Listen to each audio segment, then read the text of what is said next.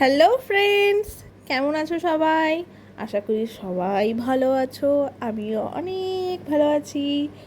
তো আমি আজকে তোমাদের সাথে একটা ব্লগ শেয়ার করব, যেটা হচ্ছে আমি অনেকদিন আগে গিয়েছিলাম জায়গাটাতে, কিন্তু ভয়েস ওভার দিতে পারছিলাম না কিছু কারণে। তো যাই হোক, তোমাদের সাথে আমি শেয়ার করে দিই যে হচ্ছে এই জায়গাটা হচ্ছে আহালদারা ভিউ পয়েন্ট। তো আমরা সোজা ময়নাগুড়ি থেকে সোজা চলে গেছিলাম সেবকে। সেবক থেকে সোজা রাস্তা ধরে বাঁ দিকে রাস্তা ঢুকে গেল শিটংয়ের রাস্তা। সেই শিটংয়ের রাস্তা ঢুকে আমরা সোজা চলে যাবো আহালদারা রাস্তায়। এবার তোমরা যে রাস্তা দেখতে পাচ্ছ সেটা কিন্তু ভীষণ ভয়ানক রাস্তা একটা। হ্যাঁ, দেখতে ভীষণ সুন্দর লাগছিল, কিন্তু রাত্রেবেলা জায়গাটা ভীষণ ভয়ানক হয়ে যায়। আমরা যখন বাড়ি ফিরছিলাম তখন হচ্ছে অনেকটা সন্ধ্যা হয়ে গেছিলো।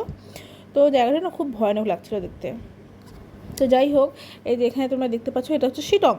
এখানে আমরা শিটংয়ে কিছুক্ষণ দাঁড়িয়েছিলাম, একটু চা খেয়েছিলাম। চা খাওয়ার পরে আমরা শিটং থেকে পার হলাম, তখনই দেখি যে এরকম একটা রাস্তা। তো আমি আমার বরকে বললাম যে তুমি আমাকে নামিয়ে দাও, তুমি সোজা আগিয়ে যাও। কারণ হচ্ছে আমি রাস্তা গাড়িতে করে যেতে পারবো না, কারণ আমার ভীষণ ভয় লাগবে। কারণ এই রাস্তাটা ক্যামেরার মধ্যে হয়তো বোঝা যাচ্ছে না যে কতটা খাড়া, কিন্তু আসলে রাস্তাটা ভীষণ পরিমাণে খাড়া ছিল। তো তাই আমার খুবই ভয় লাগছিল।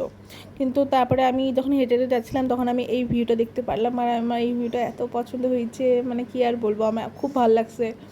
তারপরে আমি যখন হেঁটে হেঁটে আসছিলাম তখনই সেই মুহূর্তে আমি সত্যি কথা বলতে কি আমি না অনেকটা হাঁপিয়ে গিয়েছিলাম ওইটুকু আসতেই। তো সেই মুহূর্তেই আমার একটা ফোন আসলো, আমি ফোনে কথা বলছিলাম, ভিডিও কল।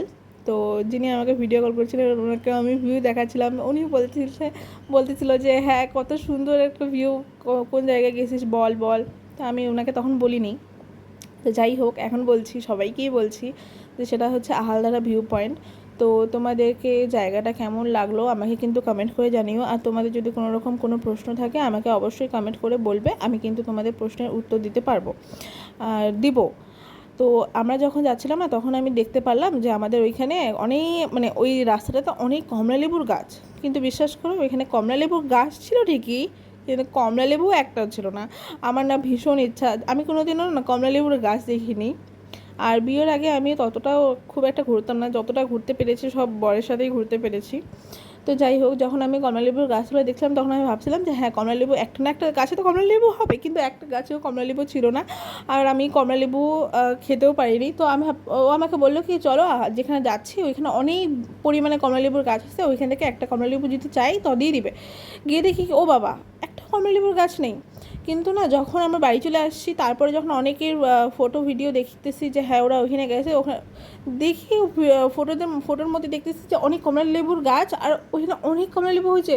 তো আমি আমার বরকে বললাম যে কেন, ওখানে কমলালেবু গাছ ছিল তো আমরা দেখতে পাইনি। ওগুলোকে ওটা হয়তো ভিতরে ছিল, ওরা ওখানে বাগান করে, তো আমরা দেখতে পারিনি। তো যাই হোক, তারপরে যখন আমরা নামতেছিলাম রাস্তা, এখন তোমরা দেখতে পাবে যে রাস্তাটা কত পরিমাণে খাড়া ছিল, ভীষণ পরিমাণে খারাপ। তো আমরা যখন বাড়ি আসছিলাম তখন আরেকটা ঘটনা হয়েছে। আমি হচ্ছে ড্রেস চেঞ্জ করছিলাম, আমার জ্যাকেট পরছিলাম। তো তখন না আমার হেলমেটের মধ্যে একটা বিড়াল ঢুকে গেছিলো।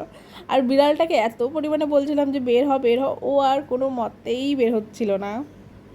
তো পাশে একটা বোন দেখে হাসছিল আর বলতেছিল যে ও भी आपके साथ जाना चाहती है। তো আমাকে ঠিক আছে লেগে চলতে, কিন্তু বিড়ালটা ভীষণ পরিমাণে কিউট ছিল। কিন্তু তাও আমার বিড়াল পছন্দ না, আমার কুকুরই পছন্দ, আমার কুকুরকে ভালো লাগে।